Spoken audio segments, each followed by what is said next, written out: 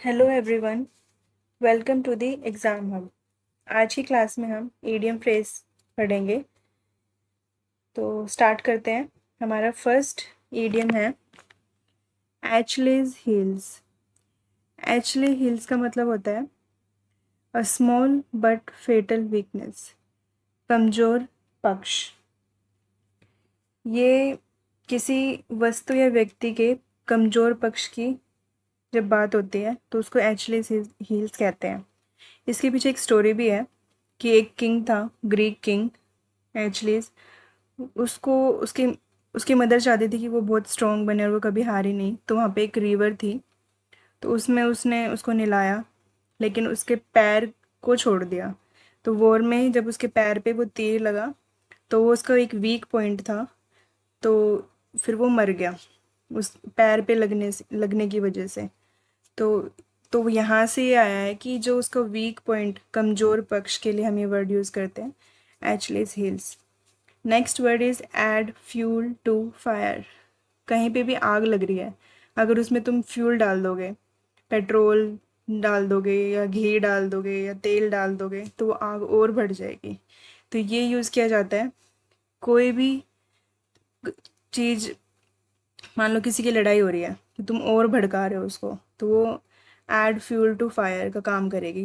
उनकी लड़ाई में आग में घी डालने का काम करेगी। Next word N arm chair job. ऐसी नौकरी जिसमें सैलरी भी अच्छी हो और कंफर्ट भी अच्छा हो, तो उस जॉब को कहते हैं armchair job. Next word an axe to grind. An axe to grind का मतलब होता है something done for selfish reason. अपने स्वार्थ के लिए किए गए कार्य को करने के लिए, अपने स्वार्थ के लिए तुम कुछ भी करते हो, मतलब किसी का फ़ायदा उठाते हो, तो वहाँ पे ये वर्ड यूज़ किया जाएगा an axe to grind. Next word an iron will. Iron होता है लोहा, जिसमें लोहे की शक्ति होगी, आयरन विल होगी, वो उसकी विल पावर बहुत स्ट्रांग होगी। तो इसका मतलब इसके ईडियम फ्रेज को पढ़ के ही पता लग जाएगा, जिसके पास आयरन विल होगी मतलब वो बहुत स्ट्रॉन्ग पर्सन है, बहुत पावरफुल है। Next word an old flame. Old flame होता है पुराना प्यार। ओल्ड मतलब पुराना, फ्लेम मतलब आग, मतलब तुम्हारे अंदर एक आग होती है पुरानी किसी के लिए, मतलब लव होता है। A person one had a romantic relationship with in the past, जिसके साथ आपका पुराना प्यार रहा हो पास्ट में। Next word N old head on young shoulders. N old head मतलब एक ओल्ड हेड का मतलब यहाँ पे ऐसे यूज़ किया गया है जैसे बहुत एक्सपीरियंस है, इंडिविजुअल है, जिसको सब सब चीज़ों के बारे में पता है, जो हर फेज से निकल चुका है।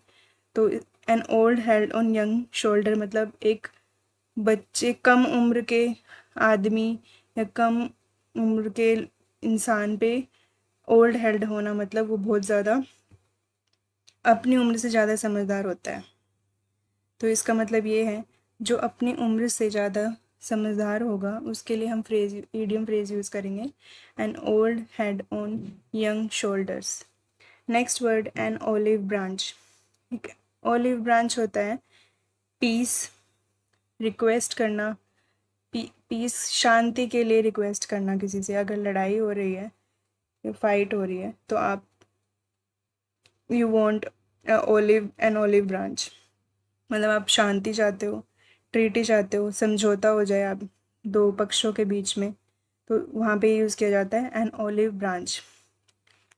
Apple of discord. Apple of discord होता है झगड़े का कारण बनना। अगर जो कोई झगड़े का कारण होता है, मैटर ऑफ डिस्प्यूट, उसके लिए हम कहते हैं ही और she is a matter of Apple of Discord. मतलब ये हमेशा झगड़ा कराते हैं, इनकी वजह से झगड़ा, किसी की वजह से झगड़ा हो जाना, तो ये हम बोलेंगे apple of discord. Next word apple of one's eye, मतलब बहुत दुलारा प्यारा। जैसे हर मदर के लिए उसके बच्चे एप्पल ऑफ वंस आई होते हैं, बहुत लवेबल होते हैं और डियरेस्ट होते हैं। तो ये हो गया हमारा Apple of one eyes. Next word is apple pie order. Apple pie order होता है इन गुड कंडीशन, जो कोई भी चीज़ अगर वो अच्छी कंडीशन में है, उसमें कुछ भी ख़राब नहीं है, तो उसके लिए हम बोलेंगे कि ये एप्पल पाई ऑर्डर है, बिल्कुल परफेक्ट है। At a loss. At a loss का मतलब होता है टू अनेबल टू डिसाइड। तुम डिसाइड ही नहीं कर पा रहे हो, निर्णय, कोई किसी निर्णय पे नहीं पहुंच पा रहे हो, निर्णय नहीं ले पा रहे हो, तो हम उसको बोलेंगे at a loss.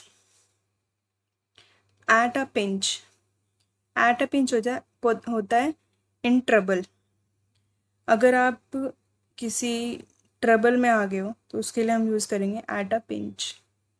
Next word eight arm's length. दूर रखना, दोस्ती ना रखना, एक हाथ की दूरी रखना। मतलब अगर कोई तुम्हारे पास है तो उसको एक हाथ दूर कर देना, एक वन आर्म दूर कर देना। मतलब आप उससे दोस्ती नहीं करना चाहते, ना आप उससे बात करना चाहते हो, किसी के साथ फ्रेंडली नहीं होना चाह रहे हो, तो अवॉइड बिकमिंग टू फ्रेंडली। तो इसका मतलब होता है एट आर्म्स लेंथ, एक आर्म लेंथ दूर कर देना। At daggers drawn. At daggers drawn होता है कट्टर दुश्मनी होना। मतलब बहुत ज़्यादा नफरत करते हो तुम किसी पर्सन से, और तुम उससे मतलब उससे कभी बात ही नहीं करना चाहते, मतलब कुछ लड़ाई होगी हो ऐसी, तो उसके लिए हम यूज़ करेंगे ये at daggers drawn. Next word at ease. Ease मतलब ईजी। ईज से आ गया हमारा ईजी, तो मतलब ईजी रहना, कोई टेंशन मत लेना, हर पेन एनजाइटी से सबसे दूर रहना, चिल रहना मतलब। तो एट ईज मतलब ये होता है। At one's fingers end. Tips पे होनी कोई चीज़। To have complete knowledge. अगर आपको किसी चीज़ की कंप्लीट नॉलेज है तो हम बोलते हैं कि ये तुम्हारे फिंगर टिप्स पे है। आपने कई बार यूज़ किया होगा एट वंस फिंगर्स एंड, मतलब फिंगर टिप्स, फिंगर एंड्स मतलब फिंगर टिप्स पे है, आपको सब कुछ याद है, हर चीज़ की नॉलेज है। तो ये हो गया at one's fingers end. Next is at one's wits end. मतलब इसका मतलब है कि आप बहुत पजल्ड हो, कंफ्यूज्ड हो। Puzzled, confused, perplexed. मतलब आप कुछ डिसीजन नहीं ले पा रहे हो, या आप किसी चीज़ को लेके उसका कुछ रिजल्ट नहीं निकल रहा है, बहुत कंफ्यूजन में हो, तो उसके लिए हम यूज़ करते हैं at one's wits end. At sixes and sevens. मतलब कुछ भी बैलेंस नहीं है, डिसऑर्डर में है हर चीज़, तो उसको हम बोलेंगे at sixes and sevens. At stake, दाव पर। At risk and insecured. At stake हम यूज़ करते हैं जैसे किसी की बिजनेस एट स्टेक पे है, तो हम इसका मतलब होगा कि अब उसका बिजनेस एक एंड पे है, रिस्क पे है, वो चलेगा या नहीं चलेगा, या फिर काफ़ी टाइम से वो अच्छा नहीं चल रहा, तो उसके लिए हम यूज़ कर लेंगे कि ये तो भाई एट स्टेक पे है, दाव पर है। तो इसका मतलब हो गया at risk and insecured. Next word is at the 11th hour. At the 11th hour होता है एंड मोमेंट पे, लास्ट मोमेंट पे, कि आप कोई काम कर रहे हो या फिर कुछ टेस्ट दे रहे हो और आपको कोई बोले कि एट द 11th आवर, तो मतलब आपका लास्ट मोमेंट है, आप जो कर सकते हो वो कर लो। तो इसका मतलब होता है एट द 11th आवर का at the last moment. Back stairs gossip. Back stairs gossip होती है वो गोसप जो करते हैं servants, talk among servants, servants के बीच की बात को, या फिर अनफेयर टॉक्स, जो बात करना, जो बात सही नहीं है उसके बारे में बात करना, फालतू की बात, तो ये होते हैं अनफेयर टॉक्स, नौकरों के बीच का गपशप। Bad blood. नेक्स्ट वर्ड है हमारा bad blood. Blood, bad blood होता है एनमिटी, बिटर रिलेशंस, मतलब शत्रुता, एनिमी हो तुम दोनों के बीच में बैड ब्लड है, तो उसके लिए हम यूज़ करेंगे bad blood. Bag and baggage, bag and baggage का मतलब होता है विद ऑल बिलोंगिंग्स, हिंदी में बोरिया बिस्तर समेत। मतलब अपने बैग एंड बैगेजेस ले आओ, मतलब अपने सारे बिलोंगिंग्स ले आओ जो भी तुम्हें ले जाने हैं। कहीं पे तुम ट्रिप पे जा रहे हो तो ऐसे बोलेंगे bring all your bag and baggages. तो ये हो गया हमारा bag and baggage. Baker's dozen, baker's dozen होता है, डजन का मतलब होता है 12। जब बेकर्स ऐड हो जाता है तो उसका मतलब हो जाता है 13। तो कोई भी चीज़ 13 के लिए हम यूज़ करेंगे baker's dozen. Next word, be born with a silver spoon in one's mouth. हमने हिंदी में भी पढ़ा है चांदी की चम्मच के साथ पैदा, ये हम बोलते हैं ये तो चांदी की चम्मच के साथ पैदा हुआ है। तो इसका मतलब ये होता है कि वो बहुत रिच फैमिली से बिलोंग करता है। तो धनी परिवार में पैदा होना, to be born in a rich family को हम बोलेंगे be born with a silver spoon in one's mouth. Next word, be in the driving seat. अगर आप ड्राइविंग सीट पे हो, मतलब आपका कंसंट्रेशन बहुत ज़्यादा है, आपके ऊपर पूरी रिस्पॉन्सिबिलिटी है, तो इसलिए इसका मतलब ये होता है बेयरिंग ऑल रिस्पॉन्सिबिलिटी, कि सारी जिम्मेदारियों का भार तुम्हें ही उठाना है। तो इसलिए हम यूज़ करते हैं be in the driving seat, मतलब all the responsibility is on you. Bear the brunt of, bear the brunt of होता है to bear the main part of something unpleasant. किसी भी बुरी चीज़ का जो मेन पार्ट है उसको सहन करना या फिर परिणाम भुगतना। या इसके एग्जाम्पल से समझते हैं। Young people are bearing the brunt of unemployment. आजकल की यंग पीपल सहन कर रहे हैं या भुगत रहे हैं अनएम्प्लॉयमेंट को, बेरोजगारी को। तो बियर द ब्रंट ऑफ मतलब to bear the main part of something which is unpleasant. Beat about the bush, घुमा फिरा के बातें करना, मतलब डायरेक्ट कोई चीज़ ना बोलना, जो स्ट्रेट फॉरवर्ड नहीं होते हैं उनके लिए यूज़ किया जाता है बीट अबाउट द बुश। ऐसे बोलते हैं कि घुमा फिरा के बात मत करो, जो बोलना है सीधा बोलो। तो उसके लिए हो गया beat about the bush, to talk in round about manner और सर्कमलोक्यूशन। राउंड अबाउट घुमा फिरा के, सर्कमलोक्यूशन का भी मतलब यही होता है। Next word, beat black and blue. इसको हम ऐसे याद कर सकते हैं कि उसको इतना मारा कि वो नीला काला हो गया, मतलब उसको मर्सीलेसली मारा, उस पर कोई दया नहीं की गई, अत्यधिक पिटाई की गई। उसके लिए होता है beat black and blue. Next word, beat hollow. उसको किसी को मारना, डिफीट थोरोली एंड कन्विंसिंगली, काफ़ी आसानी एवं बुरी तरह से पराजित करना। तो बीट होलो का मतलब होता है किसी को ईजिली हरा देना या बुरी तरह से पराजित कर देना। अगर if you are strong and the other person is weak, तो उसके लिए ये हो जाएगा कि बीट होलो, क्योंकि उसने बहुत आसानी से उसको हरा दिया। Beck and call, beck and call मतलब होता है ready to obey order instantly. मतलब अगर आपको किसी ने कुछ कहा है कुछ करने के लिए तो आप जल्दी से कर दोगे, उसका आज्ञा का पालन करोगे। Ready to obey order instantly. Bed of roses, bed of roses मतलब आनंद से भरपूर, प्लेजेंट सिचुएशन ऑफ कंफर्ट। तो ये बेड ऑफ रोजेज हो गया। बेड ऑफ थॉर्न्स, थॉर्न्स होते हैं कांटा, जिस बेड पे कांटे होंगे, मतलब इसका ये होगा कि ये सिचुएशन एक्सट्रीम डिफ़िकल्ट, मतलब बहुत डिफ़िकल्ट सिचुएशन है, सिचुएशन के लिए यूज़ किया जाता है bed of thorns. Beggar description, beggar होता है भिखारी, भिखारी का डिस्क्रिप्शन का मतलब हो गया a person with no resource, मतलब उस पर्सन के पास कोई रिसोर्सेज नहीं है। और बैगर्स डिस्क्रिप्शन का मतलब यही होता है कि उसके पास कोई रिसोर्स नहीं है कुछ करने के लिए, या फिर एम्प्टी, एम्प्टी के लिए भी यूज़ किया जाएगा ये।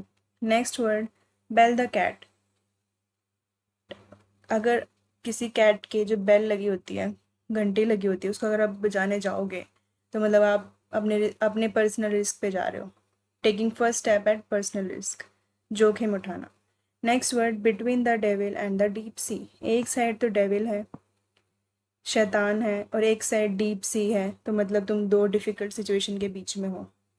Next word, big gun. Big gun का मतलब ये होता है कि एक इन्फ्लुएंशियल पावरफुल पर्सन, ऊंची पहुंच वाला व्यक्ति, an influential person.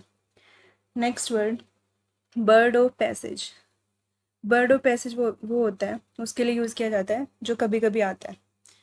One who comes occasionally, यदा कदा आने वाले, जो कभी कभी आते हैं, रेगुलरली ऐसे, और जो ज़्यादा दिन के लिए स्टे नहीं करते, जो कभी थोड़े टाइम के लिए स्टे किया कहीं और जाने के लिए, मतलब तुम कहीं और जा रहे हो तो ऐसे बीच में कहीं रुक गए, तो उसके लिए होता है bird of passage. Next word, birds eye view. Birds eye view होता है ओवरव्यू, मतलब जैसे कि बर्ड होती है वो ऊपर से सब कुछ देखती रहती है, तो इसलिए ये यूज़ किया गया है बर्ड्स आई व्यू। अगर किसी पर्सन का बर्ड्स आई व्यू है तो मतलब कि वो सब देख पा रहा है। मतलब इसके एग्जांपल से लेते हैं, from the top of this building you can get a bird's eye view of the city. मतलब इस बिल्डिंग के ऊपर अगर आप चले जाओगे तो आपको इस सिटी का बर्ड्स आई व्यू मिल जाएगा, मतलब एक छोटे में सब कुछ दिख जाएगा। तो ये हो गया birds eye view. Next word, birds of feather. People with the same idea, characteristics and interest. बहुत सारे बर्ड्स के फेदर, फेदर मतलब कि उनका सेम आइडिया है, करेक्टर है और इंटरेस्ट है। Bite the dust. Bite the dust होता है पराजित होना, डिफीट होना। बाइट द डस्ट मतलब धूल धूल खाना। लड़ते टाइम जो हार जाता है, जैसे कुश्ती में होता है कि जो हार जाता है वो उसको धूल खानी पड़ती है, मतलब वो हार चुका है। ब्लैक शीप होता है फैमिली का एक ऐसा मेंबर जिससे शर्मिंदगी फेस करनी पड़ सकती है, तो हम उसको बोलेंगे ब्लैक शीप। ब्लैक शीप ऐसे कि बहुत सारी शीप है वाइट कलर की, बस उसमें एक ब्लैक शीप है, मतलब वो एक कारण है शर्मिंदगी का। ब्लाइंड एले, ऐसी सिचुएशन जिसमें कोई प्रोग्रेस नहीं हो सकती, कोई ऐसा कार्य जिसमें प्रगति की संभावना ना हो, उसको हम बोलेंगे ब्लाइंड एले। ब्लाइंड डेट, एक ऐसी मीटिंग गर्ल के साथ या बॉय के साथ जिससे तुम कभी नहीं मिले हो, तो उसको हम बोलेंगे blind date. Blow one's own trumpet, जो अपने आप को ही, जो अपनी तारीफ करता रहता है हर time. To praise oneself, अपने आप को ही प्रेज करता रहता है, अपने मुंह मियाँ मिट्ठू। तो ये हो गया हमारा blow one's own trumpet to praise oneself. Blue blood होता है रॉयल, एरिस्टोक्रेटिक डिसेंट, शाही व्यक्ति। जो लोग बिलोंग टू रॉयल फैमिली, तो उनके लिए हम यूज़ करते हैं ब्लू ब्लड। ब्लू बुक होती है सरकारी रिपोर्ट, गवर्नमेंट रिपोर्ट। गवर्नमेंट की रिपोर्ट को हम ब्लू बुक कहते हैं। बॉडी एंड सोल, एंटायरली, शरीर से भी और आत्मा से भी, दोनों से, मतलब संपूर्ण रूप से, entirely. Next, bolt from the blue, unexpected problem, मतलब तुमने कभी सोचा भी नहीं था कि ऐसा हो जाएगा, मतलब इस सिचुएशन में बोलेंगे bolt from the blue. Next word, bone of contention, झगड़े का कारण। अगर कोई व्यक्ति आपके झगड़े का कारण है, या ऐसी सिचुएशन बन रही है कि वो ही और she is a bone of contention, मतलब वो झगड़े के कारण है। बून, ब्लेसिंग इन डिसगाइज, ये होते हैं हिडन ब्लेसिंग। मतलब ऐसा होता है कि हमारे जो ग्रैंड पेरेंट्स होते हैं, वो हमारे उनके लिए हमारे उनके अंदर हमारे लिए हमेशा ब्लेसिंग रहती है। वो बोलते भी नहीं है तो भी वो हमारे लिए अच्छा ही सोचते हैं, तो वो हिडन ब्लेसिंग होती है। बोसम फ्रेंड मतलब जिगरी दोस्त। ब्रेक द आइस, चुप्पी तोड़ना, टू स्टार्ट अ कन्वर्सेशन। अगर आप सब आप किसी के साथ बैठे हो और कोई कोई नहीं बोल रहा है, तो आपने स्टार्ट किया बोलना। तो आपने ब्रेक द आइस किया, मतलब टू स्टार्ट अ कन्वर्सेशन किया। ब्रेथ वंस लास्ट, आखिरी सांस लेना, मतलब मर जाना, to pass away, to die. Broad daylight, दिन दहाड़े, in daylight. When crime can not be hidden, मतलब अगर, मतलब ऐसे बोलते हैं ना, दिन दिहाड़े चोरी हो गई, तो वो दिन दिहाड़े के लिए होता है ब्रॉड डे लाइट। लेकिन दिन दिहाड़े भी चोरी हो जाती है, क्राइम छुप जाता है। Crime can not be hidden. Broken read, broken read होता है अ वीक और अनरिलायबल पर्सन, एक कमज़ोर और जिस पे तुम ट्रस्ट नहीं कर सकते वैसा person. Brown study, a state of deep thought. Brown study होता है बहुत गहरे थॉट में रहना, सोचते रहना, मतलब किसी के बारे में डीप डीप थॉट रखना। Bull in the China shop, इसका मतलब है कि गलत जगह पे गलत इंसान का होना, मतलब बुल को शॉप में नहीं होना चाहिए, मतलब वो अनुकूल है, जो जगह के अनुकूल है, अगर ऐसा होगा तो कुछ फेवरेबल नहीं होगा, अनफेवरेबल कंडीशन होगी और डिज़ास्टर होगा। Next word, burn a hole in the pocket, आपकी पॉकेट में छेद करना उस, या फिर उसको जला देना, मतलब आप बहुत ज़्यादा खर्च कर रहे हो और बहुत जल्दी खर्च कर रहे हो। शीघ्रता से खर्च करना, मनी स्पेंट क्विकली, तो इसका मतलब ये है burn a hole in the pocket, money spent quickly.